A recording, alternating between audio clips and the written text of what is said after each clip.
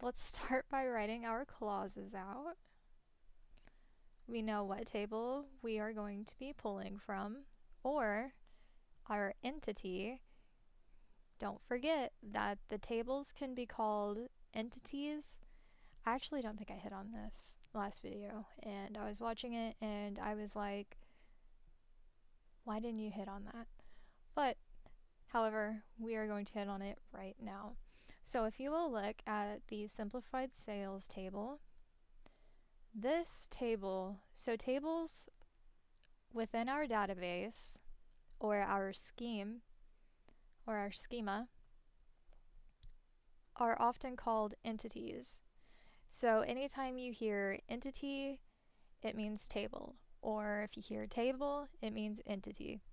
And the same goes for attributes. These are our attributes, and within inside of every attribute, so price, manufacturer name, item size, is going to be entity instances.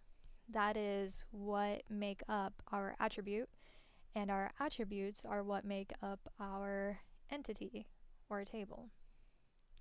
Now that we have that explanation out of the way, I think we are on the right track.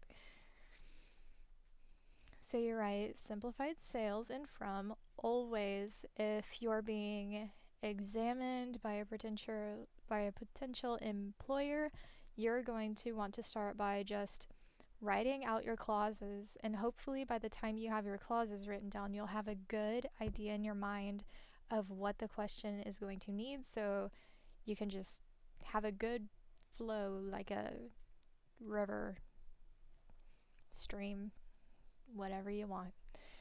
Alright, so this question says, give first and last names of customers who have made purchases costing $120 or more, but less than $130. Only show customer names. Do not use between for this query. Alright, so we know not using between, which is alright with me because I don't really have a preference or anything.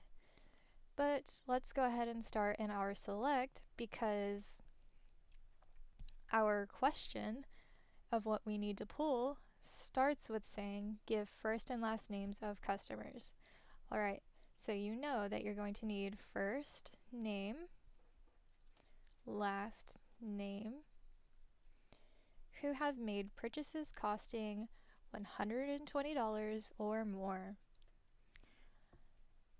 So you're going to want to look at price, because price is going to hold what they made, their purchases that they made, how much they cost. So you're going to write price is greater than or equal to, because it said 120 or more, 120, and price needs to be less than 130. Now notice I didn't put an equal sign. That is because in the question of what we needed, it did not say that I want to pull 130 or more. It just said less than 130. So that means everything up to 130 but not 130. Only show customer names. Got that. Don't use between for this query. We didn't. So we're looking awesome right now. And I'm thinking that this is going to, since we are going through these problems, we are expected to know more and more about our database, and we're supposed to be getting better at pulling information. That means not pulling duplicates, because when you pull duplicates, it's harder to read the rows and get the information that you need without, sometimes I'll look at a line and skip over another line and be like, oh no, that was the next line, but it really wasn't. So that's why we want to eliminate duplication with our distinct.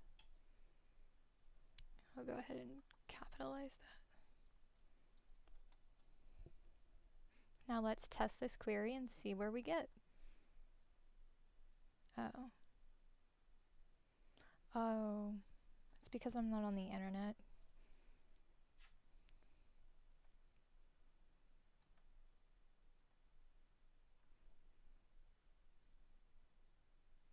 Alright, now that we are officially connected to the internet, let's try this again. Looks like we have 92 records. And just so you guys know, if you want to refer back to the SQL that we've written that pulls all this information, just look at this right here. This is our SQL that we have just written. But by the looks of it, notice how there are no duplications. That is because we put distinct down, and distinct eliminates duplication. Now, if we did not have distinct, you could possibly see multiple James Worrells. Like, you could see many of them. There could be 100 of them, since that's the max of how many records that we are pulling. But since we didn't want to waste our time looking at how many James Worrells we had for purchase history, we just wanted to see all the customers that we've had. So this should be 100. Awesome. This one says list all the information for each sale made to customer Stephen Little. Go ahead and write your clauses out.